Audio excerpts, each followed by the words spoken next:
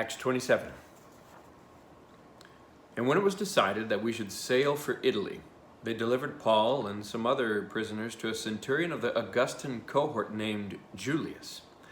And embarking in a ship of Adramyttium, which was about to sail to the ports along the coast of Asia, we put to sea, accompanied by Aristarchus, a Macedonian from Thessalonica. The next day, we put in at Sidon, and Julius treated Paul kindly and gave him leave to go to his friends and be cared for. And putting out to sea from there, we sailed under the lee of Cyprus, because the winds were against us. And when we had sailed across the open sea, along the coast of Cilicia and Pamphylia, we came to Myra in Lycia. There the centurion found a ship of Alexandria sailing for Italy and put us on board. We sailed slowly for a number of days and arrived with difficulty off Cnidus. And as the wind did not allow us to go farther, we sailed under the lee of Crete off Salmone. Coasting along it with difficulty, we came to a place called Fair Havens, near which was the city of Lasea. Since much time had passed and the voyage was now dangerous because of the fast was already over, Paul advised them, saying, "Sirs, I perceive that the voyage will be with injury and much loss, not only of the cargo and the ship, but also of our lives." But the centurion paid more attention to the pilot and to the owner of the ship than to what Paul said.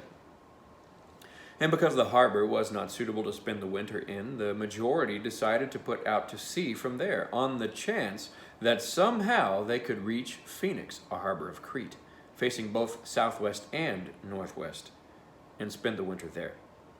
Now, when the south wind blew gently, supposing that they had obtained their purpose, they weighed anchor and sailed along Crete close to the shore. But soon, a tempestuous wind, called the northeaster, struck down from the land.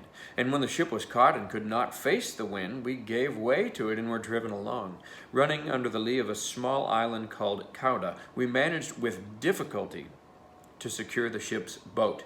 After hoisting it up, they used supports to undergird the ship. Then, fearing that they would run aground on the Syrtis, they lowered the gear, and thus they were driven along. Since we were violently storm-tossed, they began the next day to jettison the cargo. And on the third day they threw the ship's tackle overboard with their own hands, when neither sun nor stars appeared for many days, and no small tempest lay on us. All hope of our being saved was at last abandoned. Since they had been without food for a long time, Paul stood up among them and said, "Men, you should have listened to me and not have set sail from Crete and incurred this injury and loss.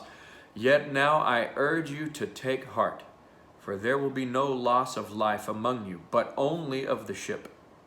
For this very night there stood before me an angel of the God to whom I belong and whom I worship. And he said, 'Do not be afraid, Paul. You must stand before Caesar. And behold, God has granted you all those who sail with you. So take heart, men, for I have faith in God that it will be exactly as I have been told. But we must run aground on some island.' When the 14th night had come, as we were being driven across the Adriatic Sea, about midnight the sailors suspected they were nearing land, so they took a sounding and found 20 fathoms. A little further on they took a sounding again and found 15 fathoms.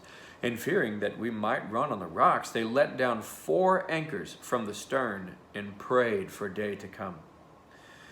And as the sailors were seeking to escape from the ship and had lowered the ship's boat into the sea under pretense of laying out anchors from the bow, Paul said to the centurion and the soldiers, 'Unless these men stay in the ship, you cannot be saved.' Then the soldiers cut away the ropes of the ship's boat and let it go. As day was about to dawn, Paul urged them all to take some food, saying, 'Today is the 14th day that you have continued in suspense and without food, having taken nothing. Therefore I urge you to take some food, for it will give you strength. For not a hair is to perish from the head of any of you.' And when he had said these things, he took bread, and giving thanks to God in the presence of all, he broke it and began to eat. Then they all were encouraged and ate some food themselves. We were in all 276 persons in the ship. And when they had eaten enough, they lightened the ship, throwing out the wheat into the sea. Now when it was day, they did not recognize the land, but they noticed a bay with a beach, on which they planned, if possible, to run the ship ashore. So they cast off the anchors and left them in the sea, at the same time loosening the ropes that tied the rudders. Then hoisting the foresail to the wind, they made for the beach. But striking a reef, they ran the vessel aground. The bow struck and remained immovable, and the stern was being broken up by the surf. The soldiers' plan was to kill the prisoners, lest any of should swim away and escape. But the centurion, wishing to save Paul, kept them from carrying out their plan. He ordered those who could swim to jump overboard first and make for the land, and the rest on planks or on pieces of the ship. And so it was that all were brought safely to land.